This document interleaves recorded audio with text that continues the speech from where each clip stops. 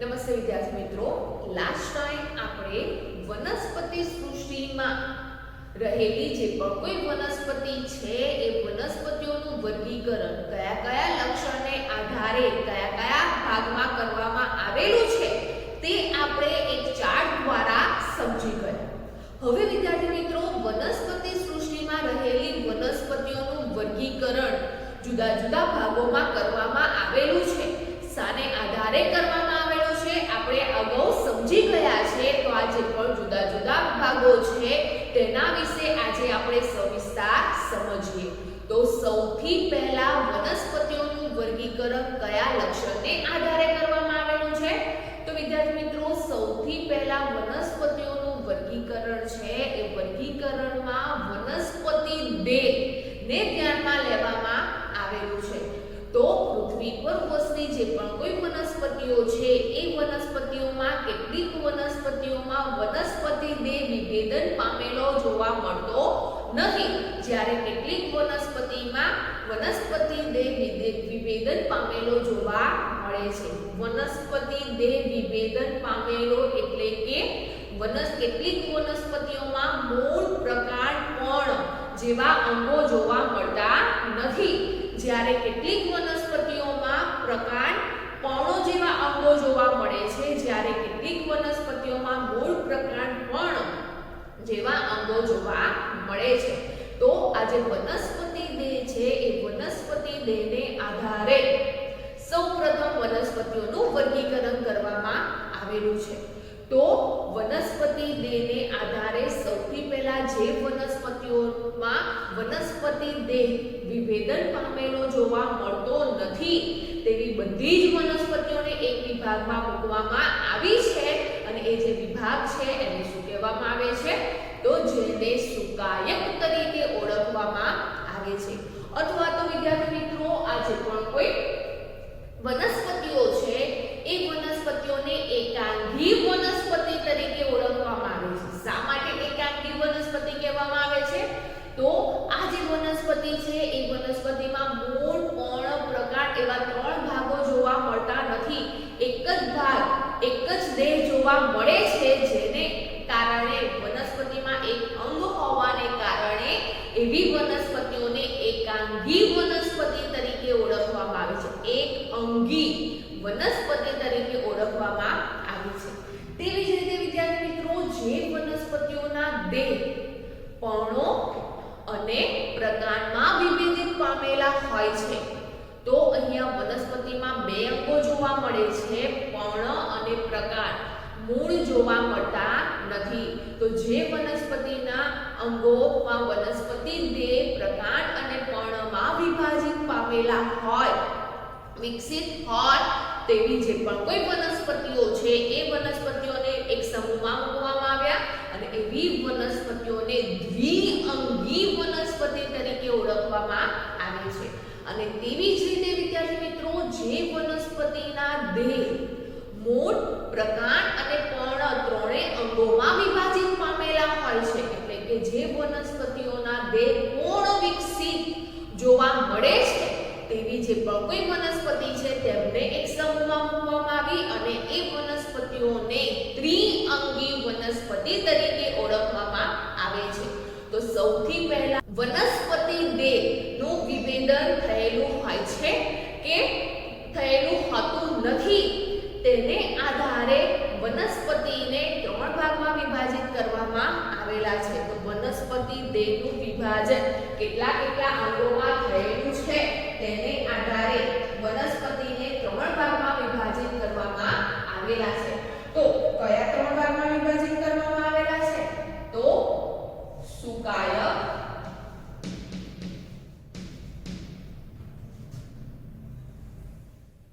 બીજા નંબરે છે દ્વિઅંગી વનસ્પતિ,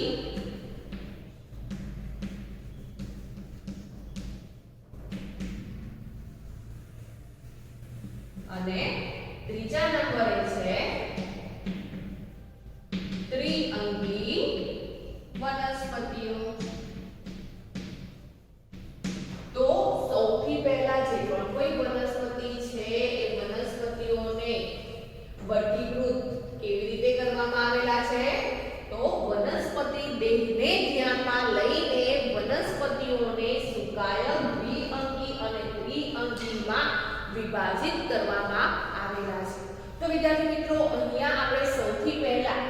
વિભેદન પામેલા જે પણ કોઈ વનસ્પતિઓ છે એ વિભેદન પામેલી વનસ્પતિઓ બે છે, દ્વિઅંગી વનસ્પતિઓ અને ત્રિઅંગી વનસ્પતિઓ. જે દ્વિઅંગી વનસ્પતિઓ છે એમાં વનસ્પતિ દેહ વિભેદન પામેલું છે, પરંતુ બે દેહ જોવા મળે છે, બે અંગો જોવા મળે છે. અને કયા બે અંગો જોવા મળે છે? તો પર્ણ અને પ્રકાર. જ્યારે ત્રિઅંગી વનસ્પતિઓ પૂર્ણ વિકસિત વિભેદન પામેલી જોવા મળે છે, મૂળ પ્રકાર પર્ણ ધરાવે છે, જે ત્રિઅંગી વનસ્પતિઓ તરીકે ઓળખવામાં આવે છે. તો સૌથી પહેલા તો આ જે સુકાયક છે એ સુકાયકને શું કહેવામાં આવે છે? તો સુકાયકને એકાંગી વનસ્પતિઓ તરીકે ઓળખવામાં આવે છે. તો તમે સુકાયક પણ કહી શકો છો અથવા તો એકાંગી વનસ્પતિ પણ કહી શકો છો. તો સૌથી પહેલા તો આપણે સુકાયક કોને કહેવામાં આવે અથવા તો એકાંગી વનસ્પતિ કોને કહેવામાં આવે છે? તો જે વનસ્પતિઓમાં વનસ્પતિ દેહ કેવો જોવા મળે છે? તો વનસ્પતિ દેહ વિભેદન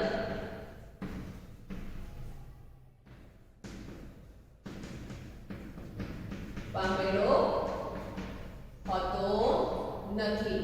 એટલે કે મૂળ પ્રકાર કે પર્ણ જેવા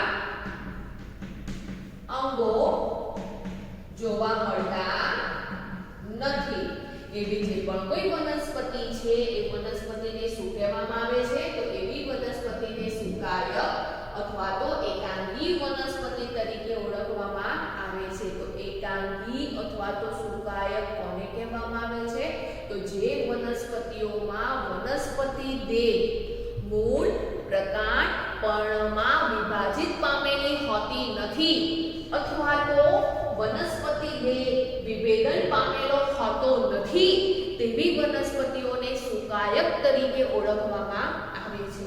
આ જે પણ કોઈ વનસ્પતિ છે એટલે કે સુકાયક છે, એ સુકાયકમાં રહેલી જે પણ કોઈ વનસ્પતિ છે એ વનસ્પતિમાં જે શ્રમ વિભાજન છે એ શ્રમ વિભાજનનો અભાવ જોવા મળે છે. શું જોવા મળે છે? અભાવ જોવા મળે છે. એટલે કે એ જે વનસ્પતિઓ જે પણ કોઈ ક્રિયા કરે છે, જે પણ કોઈ કાર્ય કરે છે, એ કાર્યો કરવા માટે જુદી જુદી પેશી કે જુદી જુદા અંગો જોવા મળતા નથી. તેમાં શ્રમ વિભાજનનો અભાવ જોવા મળે છે. આ ઉપરાંત વિદ્યાર્થી મિત્રો સુકાયક એટલે કે એકાંગી વનસ્પતિઓમાં કઈ વનસ્પતિનો સમાવેશ થાય છે? તો લીલ છે એ લીલને સુકાયક તરીકે ઓળખવામાં આવે છે. તો તમે લીલ જોઈ હશે તો એ જે લીલ છે એ લીલમાં શું તમને મૂળ પ્રકાર પર્ણ જેવા અંગો જોવા મળે છે? તો ના વિદ્યાર્થી મિત્રો, લીલ છે એ લીલમાં વનસ્પતિ દેહનું વિભેદન જોવા મળતું નથી. માટે જે લીલ છે એ બધી જ લીલને શામાં મૂકવામાં આવેલી છે? તો સુકાયકમાં મૂકવામાં આવેલી છે. તો સુકાયકમાં બધી જ લીલનો સમાવેશ થતો જોવા મળે છે. હવે આ જે લીલ છે એ લીલ ક્યાં જોવા મળે છે?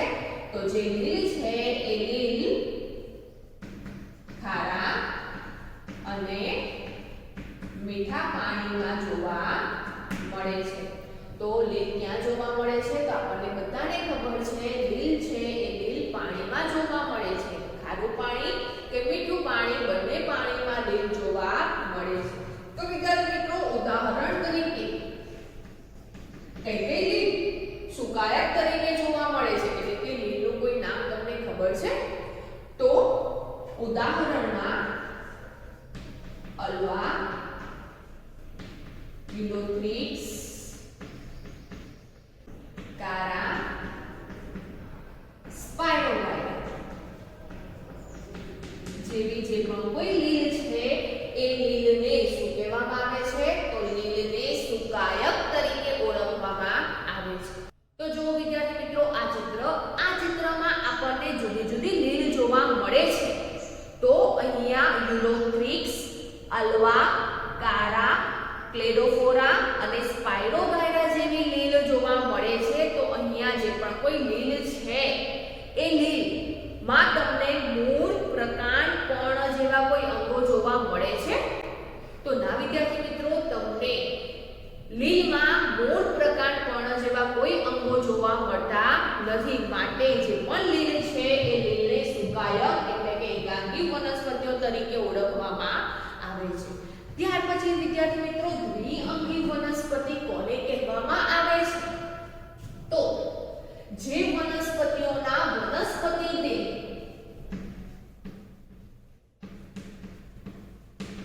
કેટલા ભાગમાં વિભાજિત પામેલા હોય? તો બે અંગોમાં, એટલે વનસ્પતિ દેહ, પર્ણો અને પ્રકાંડમાં વિભેદિત થયેલા હોય તેવી વનસ્પતિઓને શું કહેવામાં આવે છે? તો તેવી વનસ્પતિઓને દ્વિઅંગી વનસ્પતિ કહેવામાં આવે છે. શા માટે દ્વિઅંગી વનસ્પતિ કહેવામાં આવે છે? તો અહીંયા રહેલી જે પણ કોઈ વનસ્પતિ છે એ વનસ્પતિમાં બે જ અંગો જોવા મળે છે. કયા કયા? પર્ણો અને પ્રકાંડ. બે જ અંગો જોવા મળે છે, મૂળ જોવા મળતો નથી. માટે બે અંગો ધરાવતી વનસ્પતિને દ્વિઅંગી વનસ્પતિ તરીકે ઓળખવામાં આવે છે. તો મૂળનો અભાવ હોય છે. આ ઉપરાંત વિદ્યાર્થી મિત્રો, અહીંયા આ જે વનસ્પતિ છે એ વનસ્પતિમાં શ્રમ વિભાજન જોવા મળે છે. તો જે શ્રમ વિભાજન છે એ શ્રમ વિભાજન માટે અંગો હાજર છે. અને કયા અંગો હાજર જોવા મળે છે? તો પર્ણ અને પ્રકાંડ જોવા મળે છે. આ ઉપરાંત વિદ્યાર્થી મિત્રો, દ્વિઅંગી વનસ્પતિ છે એ દ્વિઅંગી વનસ્પતિમાં વનસ્પતિ દેહ વિભેદન જોવા મળે છે. પર્ણ અને પ્રકાંડમાં વિભેદિત પામેલી જોવા મળે છે, પરંતુ જે પણ કોઈ પદાર્થો છે એ પદાર્થોના વહન માટે ઉપરાંત પાણીના વહન માટેની જે પણ કોઈ પેશી છે જેને વાહક પેશી તરીકે ઓળખવામાં આવે છે, અને જે વાહક પેશી છે એ વાહક પેશીનો અભાવ જોવા મળે છે. તો દ્વિઅંગી વનસ્પતિમાં વાહક પેશીનો અભાવ,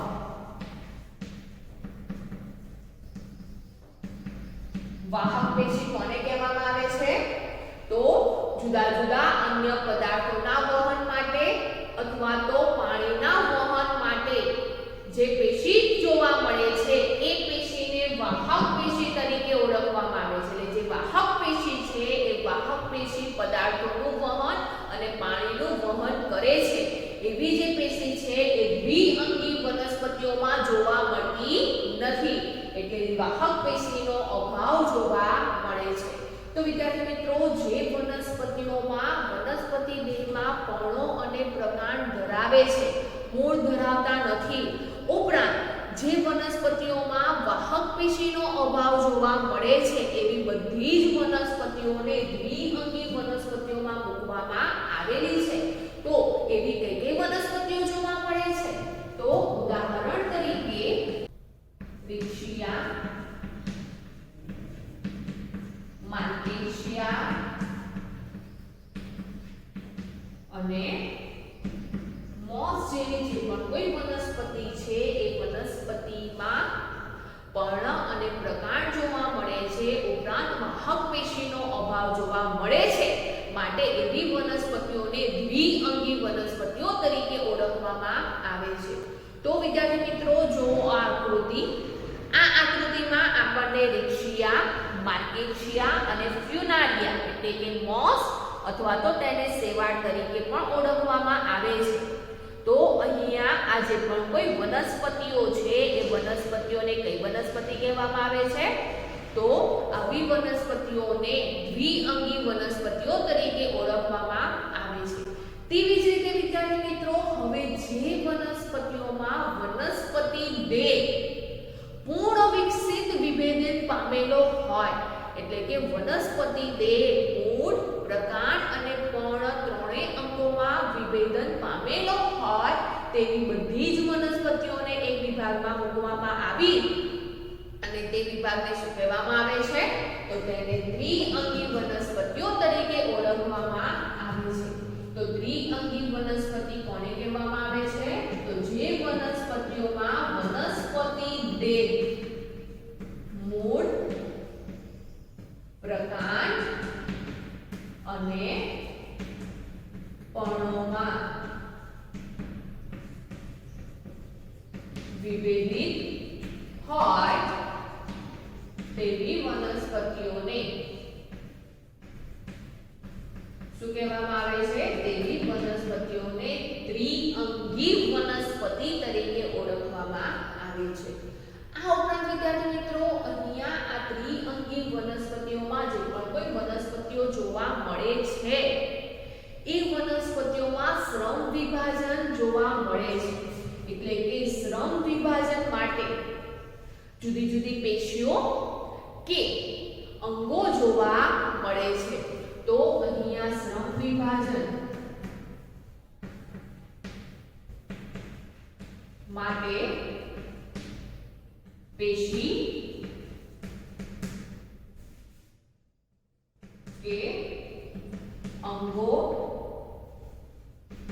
જોવા મળે છે. તો અહીંયા શ્રમ વિભાજન એટલે કે જે વનસ્પતિઓ જુદા જુદા કાર્ય કરે છે એ કાર્ય કરવા માટે અહીંયા પેશી કે અંગો જોવા મળે છે. એટલે કે શ્રમ વિભાજન જોવા મળે છે. આ ઉપરાંત વિદ્યાર્થી મિત્રો ત્રિઅંગી વનસ્પતિઓમાં જે પણ વનસ્પતિઓનો સમાવેશ થાય છે એ વનસ્પતિઓમાં પદાર્થોના વહન માટે અથવા પાણીના વહન માટે પેશી જોવા મળે છે જેને વાહક પેશી તરીકે ઓળખવામાં આવે છે. તો દ્વિઅંગી વનસ્પતિઓમાં વાહક પેશી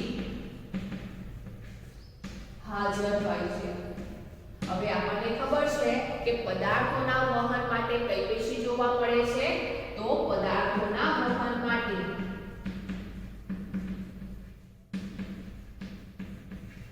એટલે ખોરાકના વહન માટે કઈ પેશી જોવા મળે છે? તો ખોરાકના વહન માટે અંતઃવાહક પેશી અને પાણીના વહન માટે જલવાહક પેશી જોવા મળે છે. તો અહીંયા ત્રિઅંગી વનસ્પતિઓમાં સમાવેશ જે પણ કોઈ વનસ્પતિ છે એ વનસ્પતિમાં જલવાહક પેશી પાણીના વહન માટે અને અન્નવાહક પેશી ખોરાકના વહન માટે અન્ય દ્રવ્યોના વહન માટે જોવા મળે છે. જેથી આપણે કહી શકીએ છીએ કે જે પણ કોઈ કાર્ય છે શ્રમ વિભાજન છે એ શ્રમ વિભાજન ત્રિઅંગી વનસ્પતિઓમાં જોવા મળે છે અને શ્રમ વિભાજન માટે કેટલીક પેશીઓ અને અંગો જવાબદાર હોય છે.